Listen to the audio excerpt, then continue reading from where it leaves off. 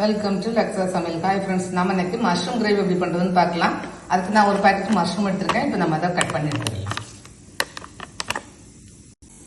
கொஞ்சமாக அரிசி மாவும் கொஞ்சம் கார்ன்ஃப்ளவரும் போட்டு கொஞ்சம் நேரம் நல்லா பசைஞ்சு வச்சிருங்க. அதுக்கப்புறம் நம்ம வாஷ் பண்ணால் நல்லா க்ளீன் ஆயிரும். ஒரு 2 நிமிஷம் அப்படியே இருக்கட்டும். அதுக்கப்புறம் நம்ம தண்ணி ஊற்றி நல்லா வாஷ் பண்ணி எடுத்துக்கலாம். கொஞ்சமாக தண்ணி ஊற்றி நல்லா மிக்ஸ் பண்ணி நல்லா தேய்ச்சி வந்து இந்த மாதிரி நல்லா தேய்ச்சி கழுவிடலாம். இந்த மாதிரி தேய்ச்சி கழுவினா இந்த மேலே உள்ளதெல்லாம் நல்லா போகும். இந்த மாதிரி நல்லா தேய்ச்சி கழுவிடலாம். இப்போ நம்ம மஷ்ரூமுக்கு ஒரு மசாலா ரெடி பண்ணிடலாம். நான் ஒரு 2 பாதாம் எடுத்து வச்சுருக்கேன். கொஞ்சமாக கொத்தமல்லி, கொஞ்சமாக புதினா, ரொம்ப கம்மியாக போட்டால் போதும் கொத்தமல்லி புதினாலாம். அது மாதிரி ஒரே ஒரு தக்காளி, கொஞ்சம் பெரிய தக்காளி இருந்தால் ஒரு தக்காளி போடுங்க போதும். ஏன்னா மஷ்ரூம் நிறைய மசாலா எடுக்காது. 1 டேபிள் ஸ்பூன் தயிர்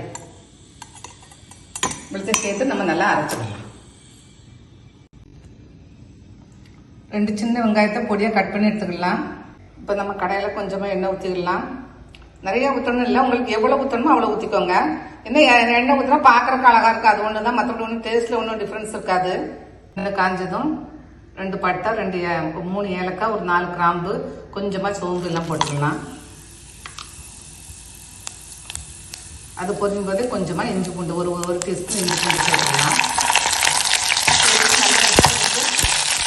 அடுத்த நல்லா மூடி வச்சுருங்க. அப்போ அது மேலே தெரிக்காது. இப்போ பாருங்கள், இந்த இஞ்சி பூண்டு நல்லா வதங்கி இந்த சவுண்ட்லாம் நல்லா அடங்கிடுச்சு. இப்போ நம்ம கட் பண்ணிட்டு வெங்காயம் சேர்த்து வெங்காயம் நல்லா வதங்கட்டும்.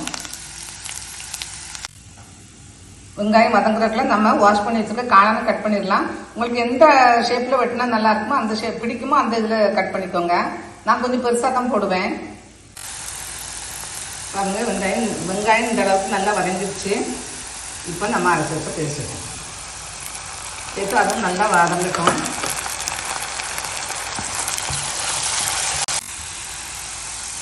இப்போ நம்ம மசாலா நல்லா வதங்கிடுச்சு. இப்போ நம்ம அடுப்பை சிம் பண்ணிவிட்டு 1 டீஸ்பூன் மிளகாத்தூள் சேர்த்துக்கலாம். 1 டீஸ்பூன் தனியாத்தூள் சேர்த்துக்கலாம். நான் பெப்பரும் சீரகமும் வறுத்து அரைச்சி வச்சுருக்கேன். அதோட 1/2 டீஸ்பூன் சேர்ந்து போதும். ஒரு 1/4 டீஸ்பூன் கரம் மசாலாவை நல்லா வதக்கிக்கலாம். நீங்கள் காரம் கம்மியாக போட்டாலே போதும். இந்த அளவுக்கு சரியாக இருக்கும். ஏன்னா மஷ்ரூம் நிறைய காரம் இழுக்காது. இப்போ நான் இதில் ஒரு பாதி குடமிளகா அரிஞ்சு வச்சுருக்கேன், அதை சேர்த்துடலாம். அது கூடவே நம்ம அரிஞ்சு வச்சுருக்க மஷ்ரூமும் சேர்த்துடலாம். மஷ்ரூம் கொஞ்சம் தண்ணி விடும். எந்த அளவுக்கு நீங்கள் தண்ணி விடுன்னு பார்த்துட்டு அப்புறம் நம்ம தண்ணி சேர்த்துக்கலாம். இப்போ மஷ்ரூமும் இதுவும் நல்லா வதங்கட்டும். மஷ்ரூம் எனக்கு நிறைய தண்ணி விடலாம். அதனால நான் மிக்ஸி கழுவி கொஞ்சமாக தண்ணி ஊற்றிருக்கேன். உங்களுக்கு கிரேவி நிறைய வேணும்னா கூட கொஞ்சம் தண்ணி ஊற்றி அது மாதிரி இறக்கிக்கோங்க. இல்லை கொஞ்சம் கம்மியாக போதுன்னா கொஞ்சம் கம்மியாக தண்ணி ஊற்றினாலே போதும். ஏன்னா மஷ்ரூம் சீக்கிரமாக வந்துடும். நல்லா கொதிக்கட்டும். இப்போ கொதிச்ச அப்புறம் நம்ம அடுப்பு சிம் பண்ணி வச்சுக்கலாம்.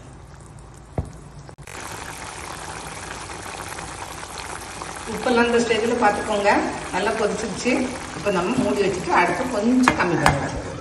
அதுக்கப்புறம் கொஞ்சம் சிம். இப்போ நம்ம கிரேவி நல்லா கொதிச்சு நல்லா ஓரளவு ரெடி ஆகிடுச்சு.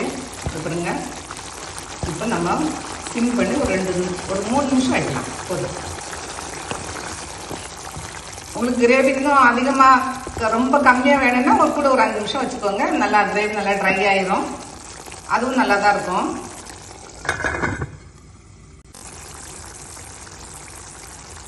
இப்போ நம்ம கிரேவி நல்லா ரெடி ஆயிடுச்சு. செஞ்சு பாருங்கள், நல்லா இருக்கும். தேங்க்ஸ் ஃபார் வாட்சிங்.